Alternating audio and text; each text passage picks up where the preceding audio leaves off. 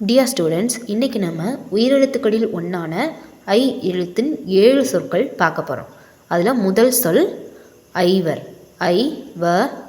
ஐவர் அப்படின்னா 5 பேர் அப்படின்னு அர்த்தம். ரெண்டாவது ஐந்து.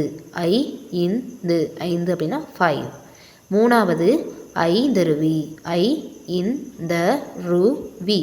ஐந்தருவி அப்படின்னா குற்றாலத்தில் இருக்கக்கூடிய ஒரு ஃபால்ஸோட பேர். தென் fourth one is 50. ஐம்பது.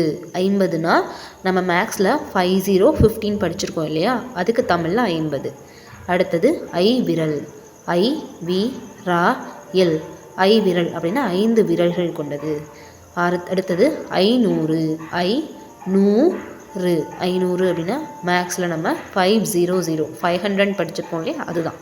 அடுத்த வேர்ட் ஐயம். ஐயம் அப்படின்னா பயம் அப்படின்னு அர்த்தம்.